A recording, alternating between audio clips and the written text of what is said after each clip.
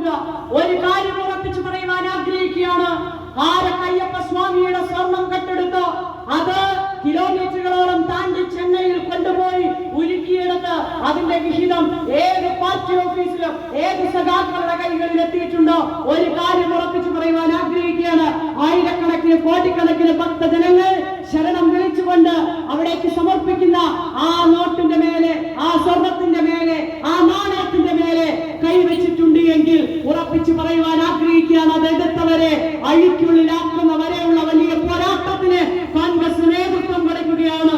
എന്റെ വാക്കുകൾ കേട്ട ഈ വരാൻ പോകുന്ന തദ്ദേശ സ്വയംഭരണ സ്ഥാപനങ്ങളിലേക്കുള്ള തെരഞ്ഞെടുപ്പ് നടക്കുമ്പോൾ നിങ്ങളുടെ മനസ്സിൽ ഓർമ്മയുണ്ടാകണം, ശബരിമലയുടെ അയ്യപ്പന്റെ സ്വത്തും പണവും പൊന്നും മോഷ്ടിച്ചെടുത്ത ഇടതുപക്ഷക്കാരൻ വീട്ടിൽ കയറി വന്ന് വോട്ട് ചോദിക്കാൻ വരുമ്പോൾ, തദ്ദേശ സ്വയംഭരണ സ്ഥാപനങ്ങളിലേക്ക് തെരഞ്ഞെടുപ്പ് നടക്കുമ്പോൾ, വീടുകളിലേക്ക് വരുമ്പോൾ കർഷകന് കൊടുക്കാത്ത കൂലിയെ കുറിച്ച് ചോദിക്കുവാൻ നിങ്ങൾ തയ്യാറാകണം. പെൻഷൻ തുക വെട്ടിക്കുറച്ച്, പെൻഷനുകൾ വെട്ടിക്കുറച്ച് പെൻഷന്റെ തുക ഞങ്ങൾക്ക് ഇഷ്ടമുള്ളപ്പോൾ കൊടുക്കുമെന്നുള്ള നയത്തെടുത്തു പോകുന്ന ആ സർക്കാരിനോട്, ആ പാർട്ടിയോട് നിങ്ങൾ ചോദിക്കുവാൻ തയ്യാറാകണം. പഞ്ചായത്തുകളിലേക്ക് കൊടുക്കേണ്ട അർഹമായിരിക്കുന്ന ഫണ്ടുകൾ കൊടുക്കാതെ വെട്ടിക്കുറച്ച സർക്കാരിന്റെ നിലപാട് തിരുത്തുവാൻ തയ്യാറാണോ എന്ന് ചോദിക്കണം. ശബരിമലയുമായി ബന്ധപ്പെട്ട് നടന്നപ്പോൾ എല്ലാ വിശ്വാസികളും നടത്തിയ നാമജപങ്ങളിലും മറ്റും എടുത്തിരുന്ന സർക്കാർ കേസുകൾ പിൻവലിക്കുവാൻ നിങ്ങൾ തയ്യാറാണോ എന്ന് ചോദിക്കണം.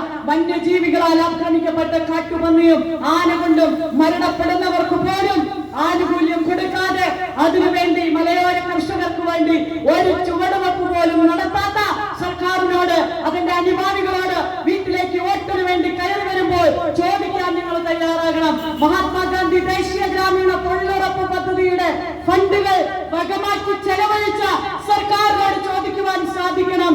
ഞങ്ങൾക്ക് കിട്ടേണ്ട തുകകൾ കേരള സർക്കാർ അട്ടിമറിച്ചില്ലേ എന്ന് നമുക്ക് ചോദിക്കുവാൻ സാധിക്കണം.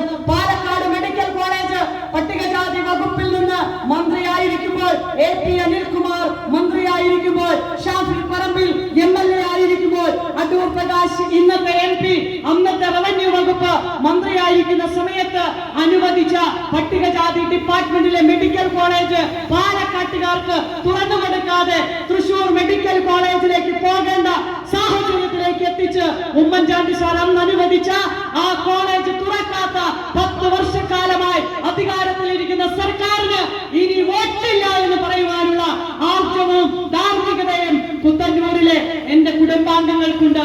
വരാൻ പോകുന്ന തദ്ദേശ സ്വയംഭരണ സ്ഥാപനങ്ങളിലേക്ക് തെരഞ്ഞെടുപ്പ് നടക്കുമ്പോൾ ഊർജ്ജസ്വലമായി വീടുകളിൽ കയറി വന്ന് ഞങ്ങൾ അഭിമാനത്തോടുകൂടി വോട്ട് ചോദിക്കും. കഴിഞ്ഞ 15 വർഷക്കാലം നിങ്ങൾ ഏൽപ്പിച്ച വിശ്വാസത്തിന്റെ മേലെ ഈ ഭരണം നിർവഹിക്കുവാൻ കോൺഗ്രസിന് സാധിച്ചിട്ടുണ്ട്. ഏതുറക്കത്തിൽ ചോദിച്ചാലും ആ പദ്ധതികളുടെ പേര് പറയുവാൻ സാധിക്കുന്ന പ്രസിഡന്റുമാരാണ് ഞങ്ങൾക്കുണ്ടായിരിക്കുന്നത്. ആ പദ്ധതികൾ മുഴുവൻ നിങ്ങൾ ആഗ്രഹിച്ച പോലെ, നിങ്ങൾ പറഞ്ഞ സ്ഥലങ്ങളിൽ നിങ്ങൾ തീരുമാനിച്ച പദ്ധതികളായി വിനിയോഗിക്കുവാൻ സാധിച്ചിട്ടുണ്ട് എന്നുള്ള പൂർണ്ണ ബോധ്യത്തോടു കൂടി വരാൻ പോകുന്ന തദ്ദേശ സ്വയംഭരണ സ്ഥാപനങ്ങളിലേക്കുള്ള തെരഞ്ഞെടുപ്പിന് വോട്ട് അഭ്യർത്ഥനയുമായി അമ്മമാരുടെ അരികിൽ അനുഗ്രഹം മേടിക്കുന്നതിന് ഞങ്ങളുടെ കയ്യിൽ വരുമ്പോൾ ഞങ്ങളെ പിന്തുണയ്ക്കണം. വീണ്ടും പുത്തന്നൂർ ഗ്രാമപഞ്ചായത്തിന്റെ ഭരണ നിർവഹണം കോൺഗ്രസിന്റെ കൈകളിലേക്ക് ഏൽപ്പിക്കുവാൻ നിങ്ങളുടെ മനസ്സും പ്രാർത്ഥനയും വോട്ടുകളും ഉണ്ടാകണമേ എന്ന് ഒരിക്കൽ കൂടി അഭ്യർത്ഥിച്ചുകൊണ്ട് നമുക്ക് കണ്ടുമുട്ടാം. പഞ്ചായത്ത് തെരഞ്ഞെടുപ്പ് വരുമ്പോൾ വീടുകളിൽ നമ്മൾ ഒരുമിച്ച് സ്ക്വാഡുകളായി കയറുമ്പോൾ നമുക്ക് ഒരുമിച്ച് കണ്ടുമുട്ടാമെന്ന് മാത്രം പറഞ്ഞുകൊണ്ട് എന്റെ വാക്കുകൾ കേൾക്കുന്നതിന് മനസ്സ് കാണിച്ച ഓരോരുത്തരോടും ഹൃദയാഭിവാദ്യം നേർന്നുകൊണ്ട് നിർത്തുന്നു. നന്ദി, നമസ്കാരം, ജയ് ഹിന്ദ്. നിങ്ങളുടെ അനുവാദത്തോടു കൂടി ഒന്ന് പോവാനുള്ള അനുവാദം തരണം. കണ്ണൂരിൽ പരിപാടിയാണ്. എല്ലാവരോടും ഹൃദയം നിറഞ്ഞ അഭിനന്ദനങ്ങളും അഭിവാദ്യങ്ങളും. Thank you so much.